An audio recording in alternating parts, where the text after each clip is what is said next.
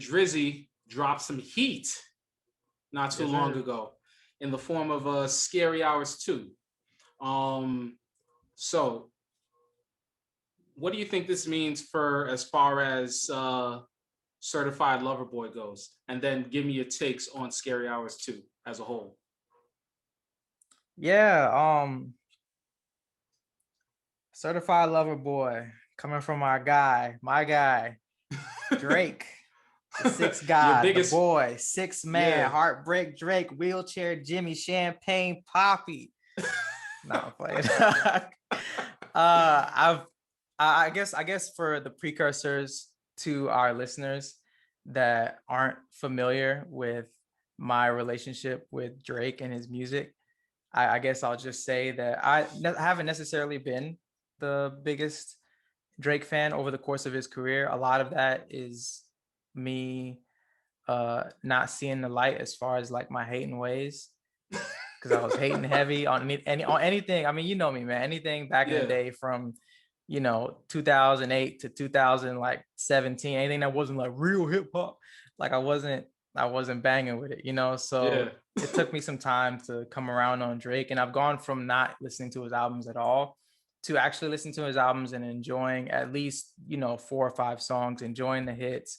But I haven't gotten to the point where, not because of the soft hating aspect, but because of, for me personally, his albums don't necessarily do it for me. But listening to Scary Hours 2, I'm not sure exactly what it means for Certified Lover Boy. All I can get from Certified Lover Boy is the title. And I think I've always wanted to hear what Drake would do with an R&B album, especially if you listen to songs like Passion Fruit. Like, Yeah. I've always liked that side of Drake, so I hope that we get a lot of that on Mm. Certified Lover Boy. But my overall impressions of Scary Hours 2, I actually really liked it. It's only 3 songs. I was able to dive into it pretty heavily. And I think that it's some of Drake's best rapping that I've heard. Mm. And Okay. his hooks were great. And I really enjoy the album front to back. But what are your thoughts? So I had some interesting thoughts. For me as a Drake, uh, I'm a Drake fan. I like Drake. I've liked Drake since forever. I had your haterade influences kind of affected me years ago.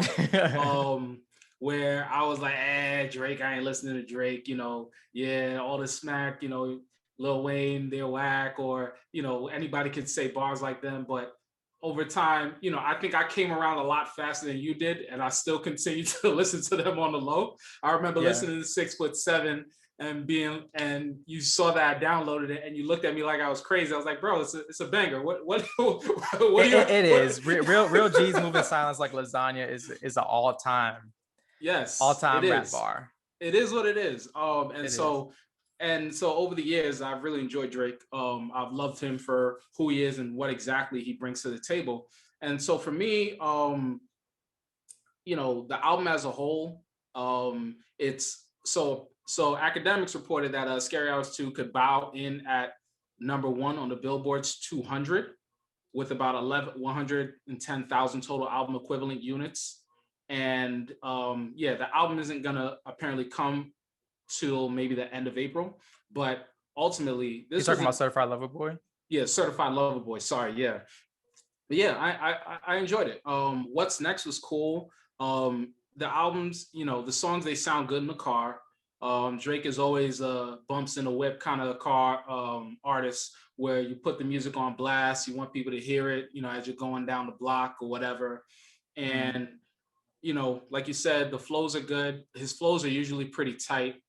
His hooks are usually pretty tight, very catchy, very rhythmic, and I just, I like to get a couple, bars that I quote that make me think about where he is in his artistic vision, because everybody has an artistic vision and Okay, every okay. artist is at different places.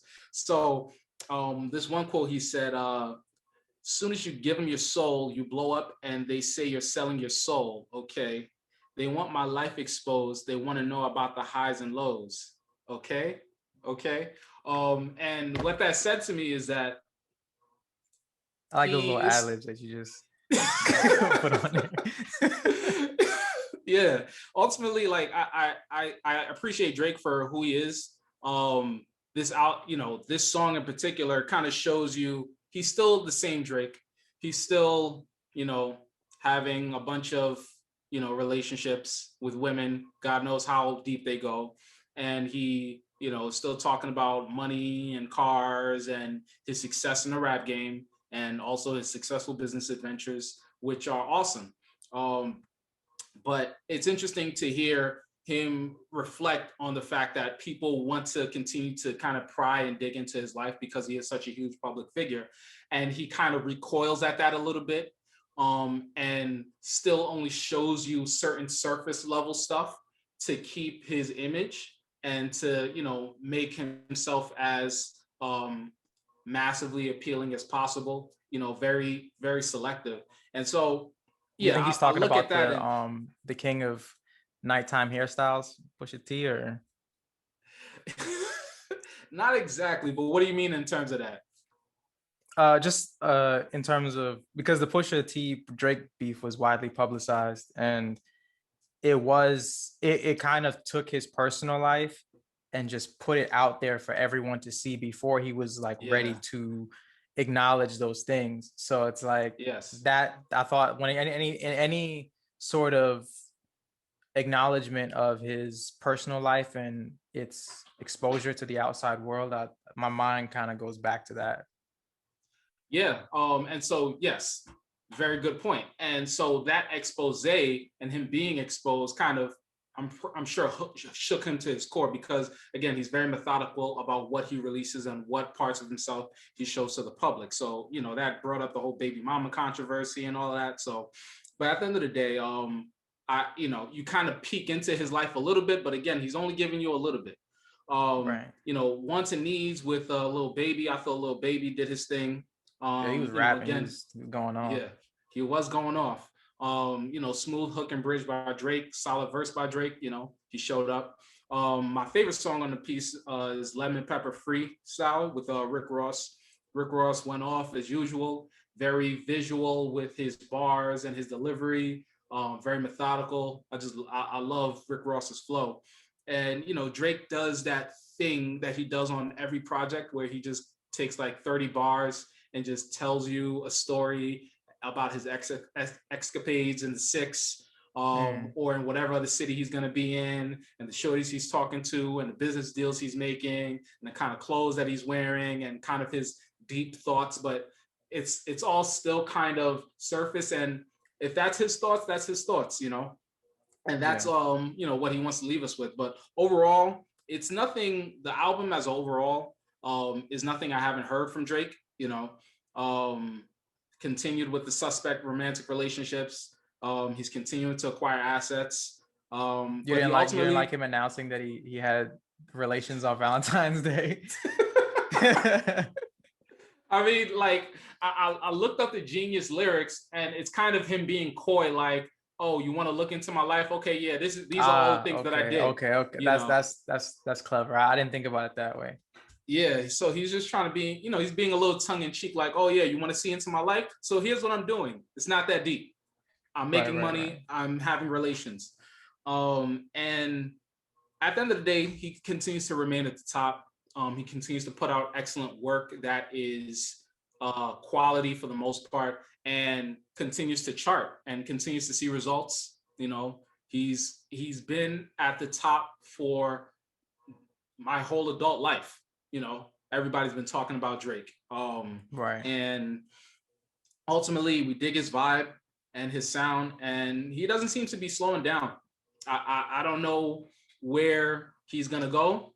I think he's just gonna continue to coast at this level for years to come, and you just appreciate greatness while you can watch it. So Right, right.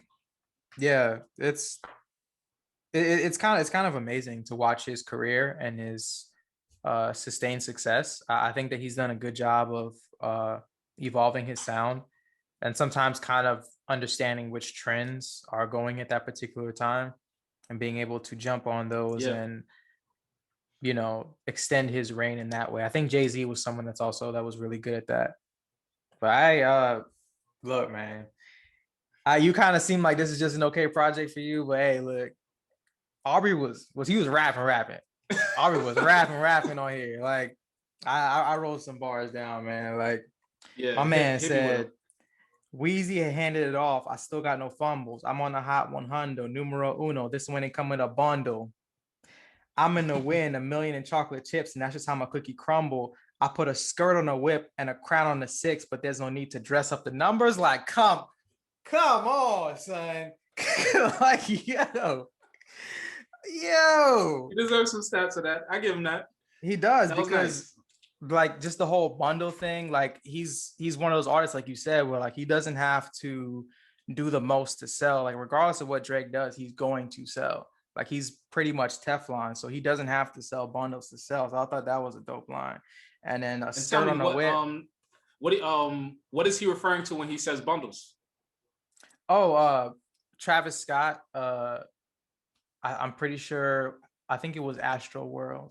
He bundled merchandise with an album. So if you bought merchandise, it came with a CD, I believe, or a copy of the album, and then those bundles would count as an album sale. So he was able to go number one based on his marketing strategy. And I think Okay. I want to say Nicki Minaj was really like miffed about it, because her album, I think it was Queen, I think, dropped at the same time. And because she didn't have the whole bundle system, she wasn't able to get the amount of sales that Travis Scott was able to get. So Drake is basically saying, like, I don't need marketing strategy. Like I can go to the top of the charts without that. I don't have to do That's really that. interesting. Yeah. And just even like with the wordplay, he put a skirt on a whip and a crown on the 6, because he's a 6 god. And there's no need to dress up the numbers. So there's no need to fake like what I'm doing as far as streaming or as far as album sales. Like, yeah. He was rapping. And then on Lemon Pepper, he was like, these days fame is disconnected from excellence. Half the time I gotta ask dudes what their profession is.